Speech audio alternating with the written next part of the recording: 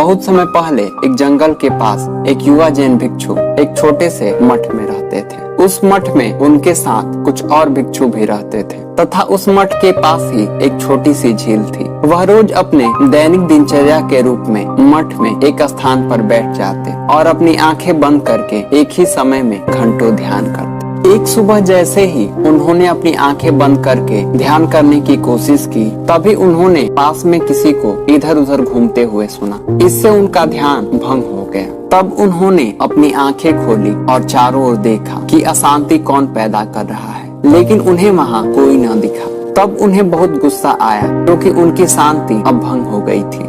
लेकिन फिर भी उन्होंने अपने मन को शांत किया और आंखें बंद कर ली और फिर से ध्यान केंद्रित करने का प्रयास करने लगे। लेकिन कुछ ही मिनटों में एक बिल्ली उनके पीछे आकर बैठ गई, जिससे एक बार फिर से उनका ध्यान भंग होने लगा। कई रुकावटों के बाद युवा भिक्षु अपने अंदर के बढ़ते गुस्से को रोक नहीं पा रहे थे, जो कि उनके शांति के ठीक विपरीत थी, जिसे वह ध्यान के द्वारा प्राप्त करने का प्रयास कर रहे थे। वे शांति से रहने की बजाय अक्सर लोगों, जानवरों और अपने आसपास की चीजों से परेशान और क्रोधित होते जा रहे थे, जिससे उनकी शांति भंग हो जा रही थी।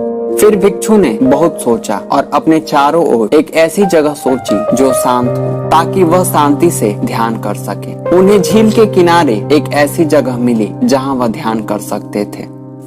इसीलिए उन्होंने चटाई ले आई और फिर वहीं बैठकर ध्यान करने लगे। लेकिन जल्द ही पक्षियों का एक झुंड उस झील में गिर पड़ा जहां भिक्षु ध्यान कर रहे थे। उनकी आवाज सुनकर भिक्षु ने अपनी आंखें खोली कि अभी क्या हुआ है, और वह फिर से पक्षियों पर उनकी शांति भंग करने और उनके ध्यान को बाधित करने के लिए क्रोधित हो गए। हालांकि झील का किनारा मठ की तुलना में शांत था, फिर भी कुछ चीजें थी जो उनकी शांति को अभी भंग कर सकती थी।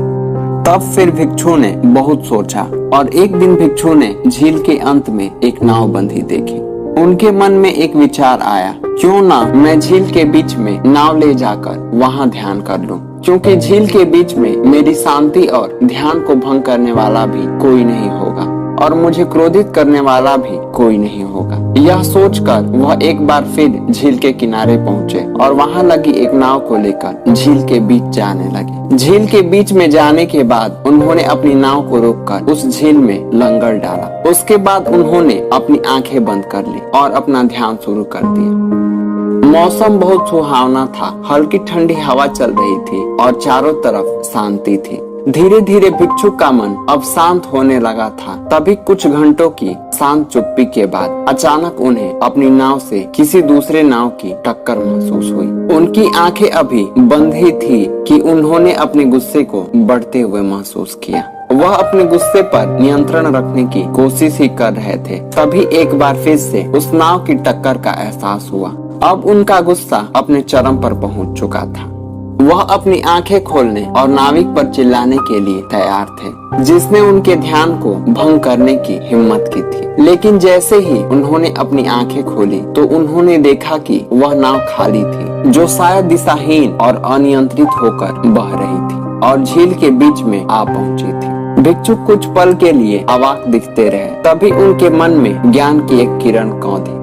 भिक्षु समझ गए कि गुस्सा उनके अंदर है। उसे भड़काने के लिए इसे केवल बाहरी वस्तु के टक्कर की जरूरत है। उस समय भिक्षु को आत्मज्ञान हुआ और तब से जब भी वह किसी ऐसे व्यक्ति से मिलते जो उन्हें गुस्सा दिलाने और परेशान करने की कोशिश करना चाहते, तो वह अपने खुद के मन को यही याद दिलाते कि दूसरा व्यक्ति केवल एक खाली नाव है, जो एक जरिया है उनके क्रोध को भड़काने का, जबकि क्रोध तो उनके भीतर है।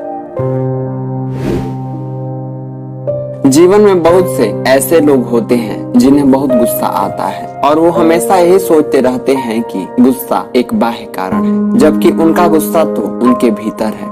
बस उसे किसी बाहरी व्यक्ति के उकसाने की जरूरत है। इसीलिए जब भी अगर आपको गुस्सा आ जाए तो आप यह सोचें कि जिसकी वजह से आपको गुस्सा आ रहा है वह भी एक मेरे जैसा इंसान है। सिर्फ अभी का क्षण ऐसा है कि हमें वह बुरा प्रतीत मालूम हो रहा है और फिर जब यह क्षण बीत जाएगा तो उसके प्रति हमारा गुस्सा भी समाप्त हो जाएगा। धन्यवाद।